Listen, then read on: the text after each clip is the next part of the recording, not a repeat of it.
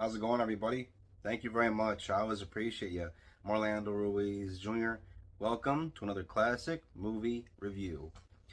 This review is in honor of this movie that's celebrating its 40th anniversary this year, a much beloved 1980s cult classic directed by the late great Richard Donner. I'm talking about, of course, The Goonies. This movie has a great cast with great characters. You have a very young Sean Astin here. You also have a very young Josh Brolin in his first starring role, his first acting gig, I believe. You also have Quan, Corey Feldman, Jeff Cohen, Martha Plimpton, Cary Green. You have Robert Davi, Joe Pantoliano, Anne Ramsey, John Matuzak. The film's opening is a lot of fun as it introduces us to a gang of criminals that also happen to be two guys and their mother, known as the Fratellis. You have Jake, played by Robert Davi, and Francis, played by Joe Pantoliano, as two feuding brothers. One likes to sing a lot, the other has a toupee that is in a bit of denial about it. Mama Fratelli in this movie does not play around. She's tough, she's hot-tempered. Look out for those little moments that are really great where she smacks her son Jake around for no reason, just for fun, whenever he pisses her off or something. She's quick to put a kid's hand in a blender to torture them for information, or even threaten to cut a kid's tongue out at one point. In whatever movie you see her in, whatever character she plays, Anne Ramsey always has a very memorable presence in a movie. Just check out 1986's Deadly Friend from director Wes Craven, or something like Throw Mama from the Train, a little comedy with Danny DeVito and Billy Crystal, one of my personal favorites.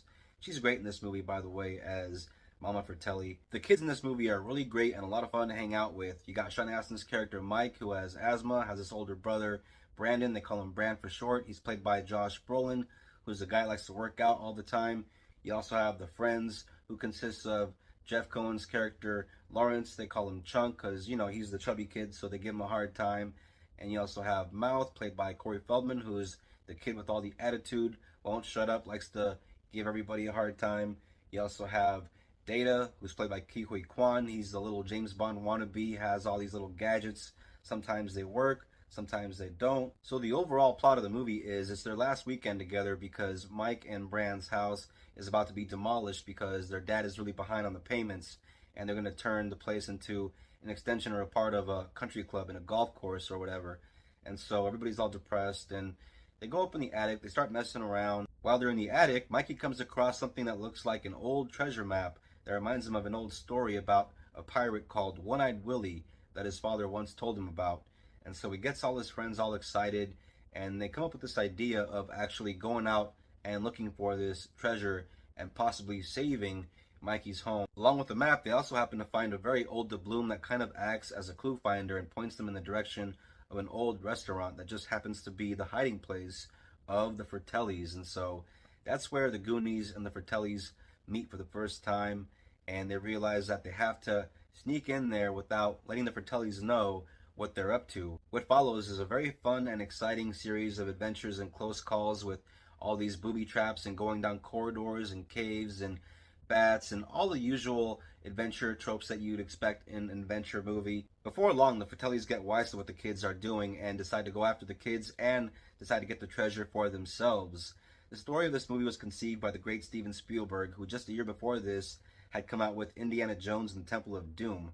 And there's a great section of that movie that feels like this entire movie, like Spielberg said, you know what, let's take that sequence with Short Round and Indy when they're in the caves with all the bugs and all the booby traps and all that stuff, and just make an entire movie out of that. That's kind of what they did. All the kids do a great job. They all feel very natural. Every now and then in their scenes, it feels like there's a lot of improvisation going on in the background where you have some kids talking over each other and all that stuff, and all the stuff with Mouth at the beginning of the film with this lady that comes in to help the Walsh family as they're getting ready to move out.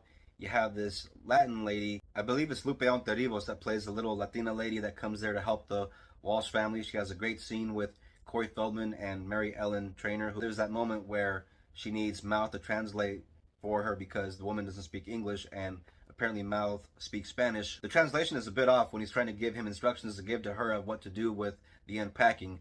And that's a very, very funny moment. And I had the privilege of actually getting to see this with my kids because there was a screening of this at a local theater downtown where every now and then they show old movies for, you know, pretty cheap buck. And so I got to check out this moment with an audience, and it was, you know, filled with laughs. And So great to see an audience reaction be a part of that. It's a good thing that Corey Feldman's character Mal spoke Spanish, because the treasure map just happened to be in Spanish, and for some reason whenever he reads the things that it says on the map, it always rhymes in English. But in truth, a lot of times when you're gonna write Spanish and you say it out loud, it's not gonna rhyme in English, because that's just not gonna happen sometimes. So yeah, that's kind of a little flaw as a Spanish speaking person that I just happened to pick up as a little nitpick. But overall, this is a real fun treat of a film with so many genuine laughs. This is a movie that I have a lot of love for. I've been watching it my whole life, ever since I was a little kid back in the 80s when my older cousins introduced me to it. And throughout the years, watched it with different people. And as I got older with, different friends, and now I get to show it to my kids. And, it's going to go on and on forever, because it is one of those movies that will endure because it's so much fun. 1985, The Goonies. It's a 3.5-star adventure film. You got Moffat Tully right there. You got Chunk over there on the other side. You got Andy there. Carrie Green, who's also really great in Lucas, and she's also pretty good in Summer Randall playing John Candy's daughter. And you got Mouth right there, Corey Feldman. I believe you have Martha Plimpton's character, who's also really good in Parenthood. And you also have, there he is. There's Thanos right there, a very young Thanos. But yeah, 1985's The Goonies. Check it out. It's a must-see from the 80s. An 80s classic. You'll love it. Thank you all very much for watching this classic movie review. I always appreciate it. If you're into the classics, if you're into movies, if you're new to the channel, if you're into this kind of thing, subscribe, hit the bell for notifications on more reviews from me coming out very soon. If you're a returning viewer, thank you very much for all your support.